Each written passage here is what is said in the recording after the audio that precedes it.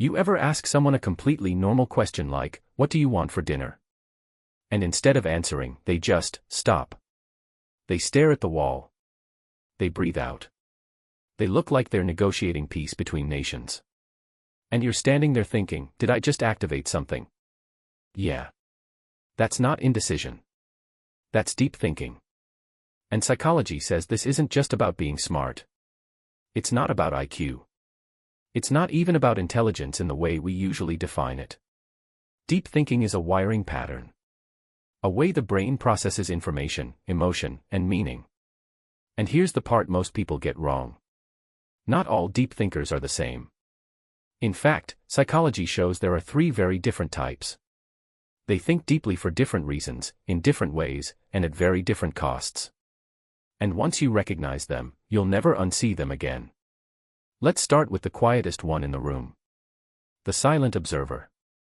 This person hasn't spoken in the last 45 minutes. But don't mistake that for emptiness. Their brain is loud. Busy. Hyperactive. While everyone else is talking, they're watching. They noticed the moment your posture changed when someone mentioned your ex. They saw the delay before your smile. They clocked the fake laugh. They noticed who interrupted who avoided eye contact, who suddenly got defensive. Psychologically, this comes from high-trait empathy mixed with pattern recognition. Their brain is constantly scanning micro-expressions, tone shifts, emotional inconsistencies. Think of them as human data collectors. They're not quiet because they're shy. They're quiet because they're processing. Speaking actually slows them down. Studies show that people like this often have heightened activity in brain regions associated with emotional decoding. Their nervous system is tuned to subtle signals most people miss entirely. And here's the irony. Because they don't speak much, people often assume they're disconnected. In reality, they're the most connected person in the room. But there's a downside. When you spend your life observing instead of expressing, you can start to feel invisible. Like you understand everyone, but no one really understands you. Now, if you think that sounds intense, wait until we talk about the next type. The overthinker's overthinker. This person doesn't just think deeply. They spiral. They sent you a text 3 days ago. You replied with, "Okay." And their brain has not rested since. Was it okay? Or okay? Or okay? Were you annoyed? Were you busy? Did they say something wrong? Did they ruin the friendship? Should they follow up? Or would that make it worse? Psychology calls this rumination.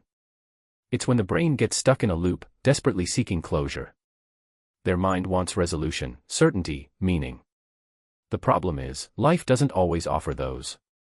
But try explaining that to a brain that activates at 3 a.m.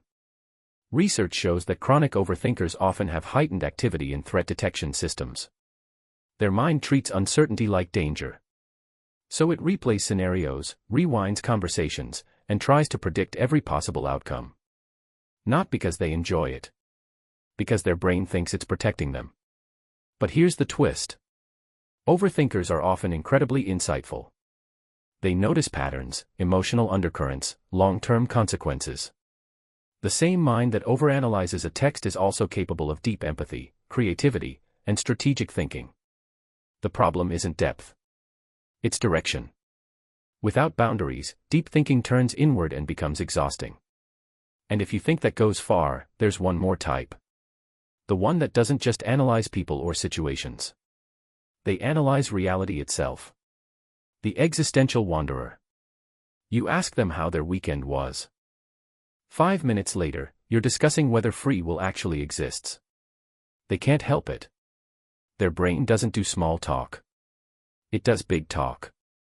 This is linked to something called the default mode network. It's a system in the brain that becomes active during introspection, imagination, creativity, and meaning-making.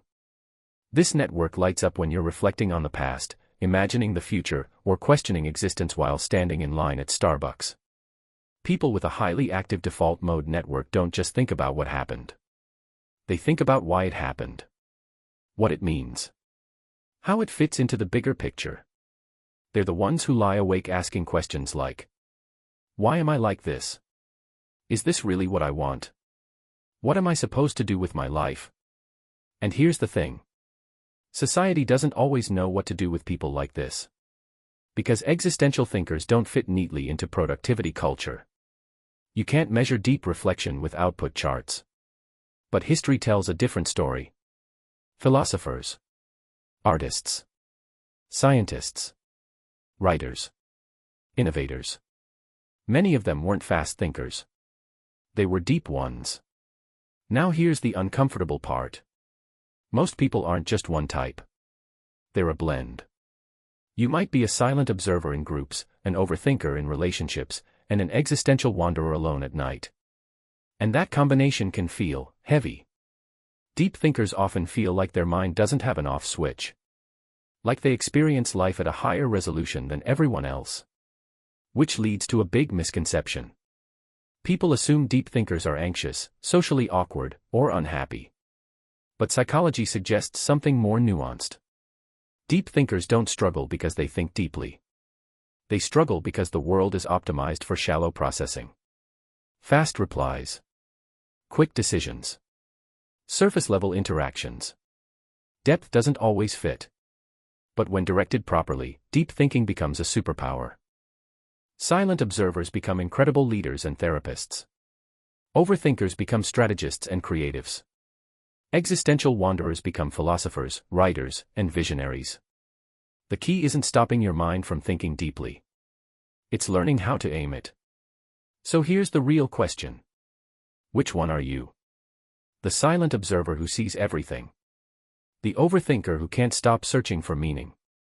Or the existential wanderer questioning reality itself. Or maybe you're already analyzing which category fits you best. If this video made you feel uncomfortably seen, congratulations. You're probably a deep thinker. And if you want more psychology that explains why your brain does what it does without making you feel broken, subscribe. Because understanding your mind doesn't make it quieter. It makes it lighter.